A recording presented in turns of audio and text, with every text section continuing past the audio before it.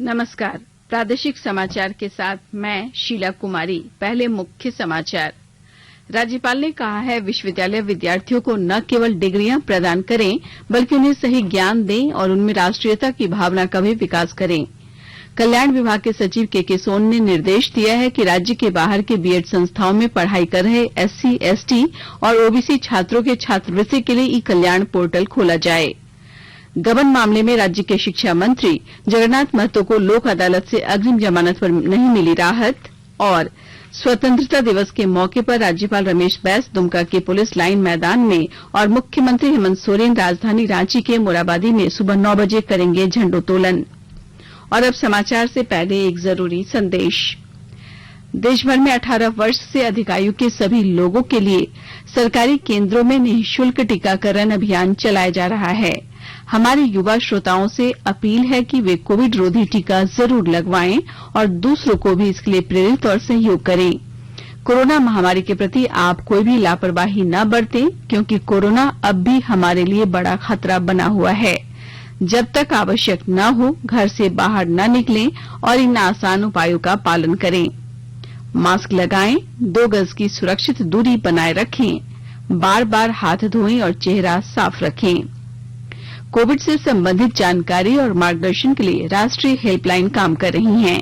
इनके नंबर हैं 011-2397-8046 और 1075। इसके अलावा राज्य हेल्पलाइन नंबर 104 डायल कर समस्या का त्वरित समाधान लिया जा सकता है। और अब समाचार विस्तार से। राज्यपाल रमेश बैस ने कहा है कि विश्वविद्यालयों का ये दायित्व है कि वे हमारे विद्यार्थियों को न केवल डिग्रियां प्रदान करें बल्कि उन्हें सही ज्ञान दें और उनमें राष्ट्रीयता की भावना का विकास करें।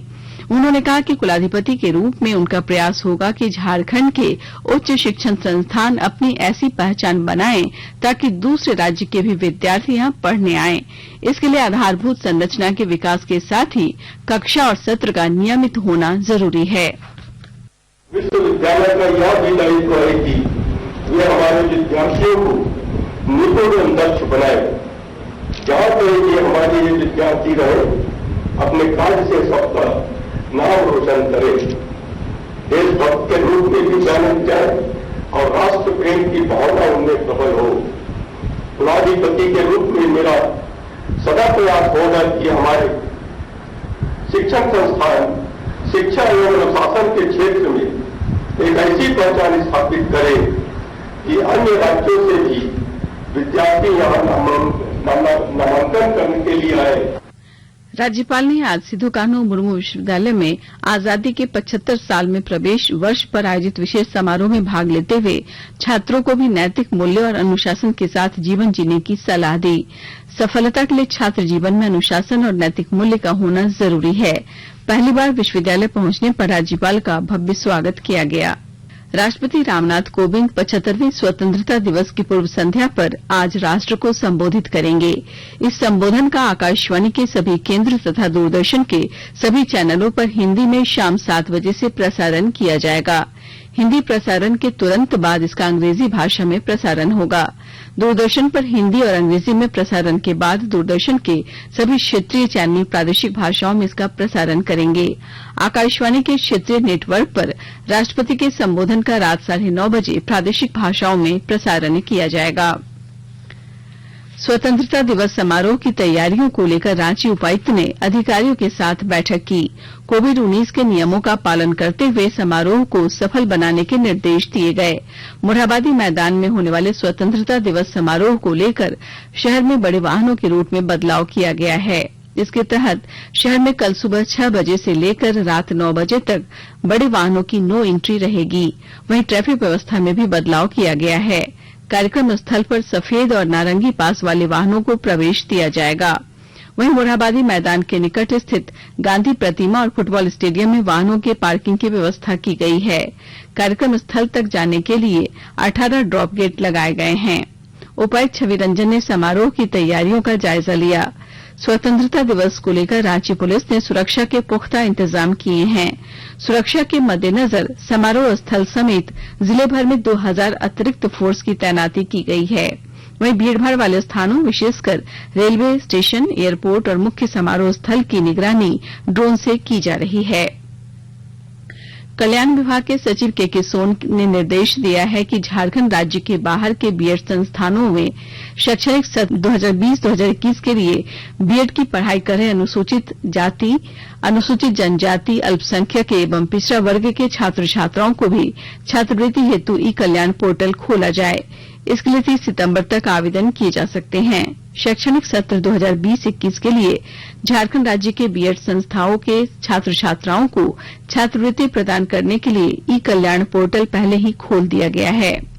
श्री सोन ने कक्षा 1 से 10 तक के छात्र छात्राओं को भी जल्द से जल्द शैक्षणिक सत्र 2021-22 के लिए छात्रवृत्ति के भुगतान के लिए कार्रवाई करने का निर्देश दिया है। इस संबंध में कल्याण विभाग के अधिकारियों को शिक्षा विभाग के अधिकारियों के साथ समन्वय बनाते हुए कार्य करने को कहा गया है।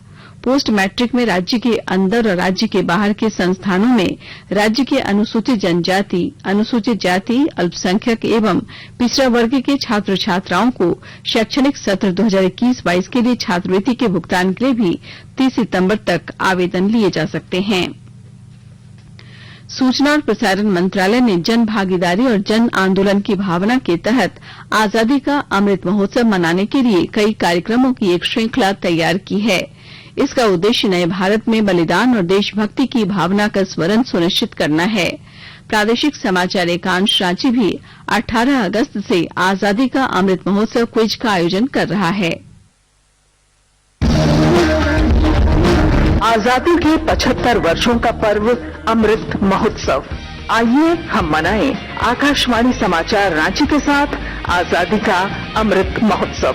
अमृत महोत्सव क्विज में स्वतंत्रता आंदोलन में झारखंड के योगदान पर आधारित प्रश्नों का सही उत्तर देकर बने अमृत महोत्सव क्विज के विजेता 18 अगस्त से प्रत्येक बुधवार शाम 7 बजे प्रसारित होने वाले प्रादेशिक समाचार के दौरान पूछे गए प्रश्न का सही उत्तर देने वाले प्रथम 10 प्रतिभागियों में से लकी ड्रॉ द्वारा चुना हुआ एक प्रतिभागी इनाम का हकदार होगा। इसके लिए सुनते रहिए आकाशवाणी रांची का प्रसारण।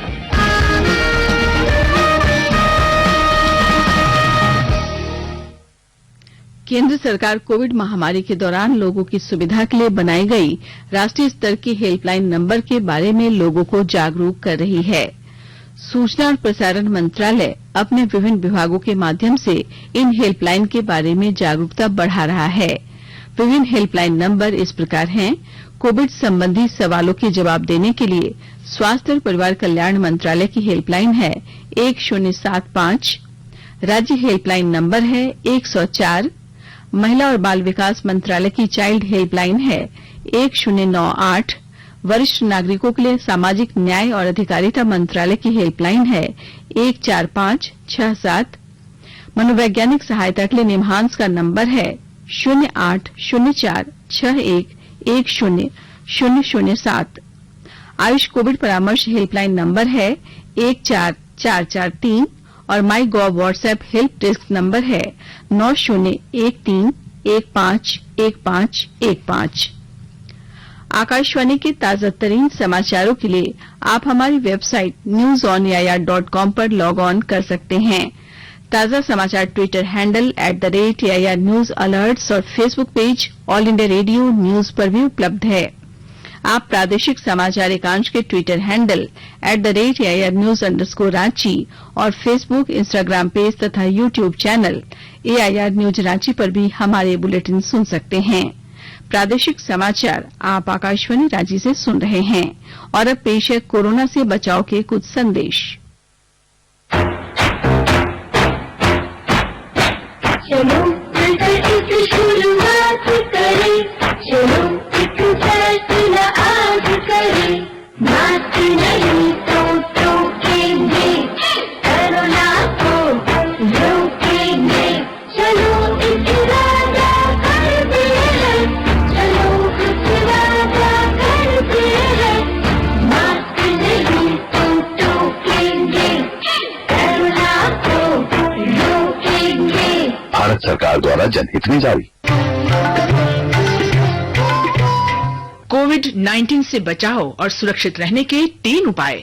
मास्क लगाएं, 2 गज दूरी है जरूरी, सुरक्षित दूरी रखें, हाथ और मुंह साफ रखें। प्रादेशिक समाचार में आपका फिर से स्वागत है। गबन मामले में शिक्षा मंत्री जगन्नाथ महतो को लोक अदालत से अग्रिम जमानत पर राहत नहीं मिली। धनबाद एमपी एमएलए कोर्ट के विशेष न्यायाधीश अखिलेश कुमार की अदालत में अधिवक्ता ने कहा कि इसके पूर्व भी मंत्री द्वारा वर्ष 2009 में करोड़ों रुपए की जमीन की रजिस्ट्री कर धोखाधड़ी की गई थी, जिसकी शिकायत राज्यपाल मुख्यमंत्री के साथ झारखंड के मुख्य न्यायाधीश से भी की गई थी। शिकायतकर्ता के अधिवक्ता द्वारा विरोध किए जाने पर मंत्री के अधिवक्ता ने अदालत से अंतरिम राहत की गुहार लगाई, परंतु अदालत ने किसी भी तरह की अंतरिम राहत देने से इनकार कर दिया और सुनवाई के लिए 21 अगस्त की तारीख निर्धारित कर दी। पश्चिमी सिंहभूम जिले में खाद्य सुरक्षा के मानकों को लेकर विशेष सावधानियां बरती जा रही है। विस्तृत ब्यौरा दे रहे हमारे संवाददाता। पश्चिमी सिंहभूम जिले में खाद्य सुरक्षा के मानकों का अनुपालन कराए जाने को लेकर विशेष तैयारी की जा रही है। Food safety and standard authority of India FSSAI के द्वारा निर्देशित बिंदुओं के दायरे में खाद्य पदार्थ से जुड़े कारोबारियों को लाने की कोशिश की जा रही है। इसमें खान पान की चीजों को बेचने वाले होटलों, मिठाई दुकानों, रेस्तरां और ऐसे अन्य जितने प्रतिष्ठान खान पान की चीजों को बेचते हों या उनकी पैकेजिंग करते हों, उनको FSSAI के मानकों के तहत लाइसेंस प्राप्त करने के लिए प्रोत्साहित किया जाएगा। इससे संबंधित नियमों की जानकारी देने हेतु कारोबारियों के लिए नियमित अंतराल में शिविरों का आयोजन भी होगा। खाद्य पदार्थों में निर्माण एवं उपयोग की अंतिम तिथि, लाइसेंस नंबर जैसी सूचनाएं अंकित करना अनिवार्य हो जाएगा।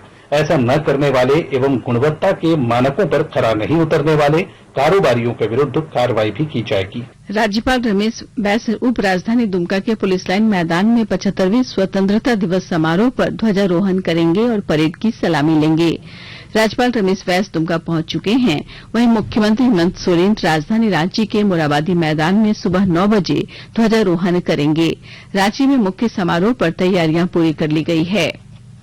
गुमला पुलिस को एक बड़ी सफलता मिली है। पुलिस ने जिले के बिशनपुर थाना क्षेत्र के रेहलदाग बड़का टोली से नक्सली संगठन भाकपा माओवादी के एक सक्रिय सदस्य गुड्डू उरांव उर्फ सुखराम उरांव को गिरफ्तार किया है।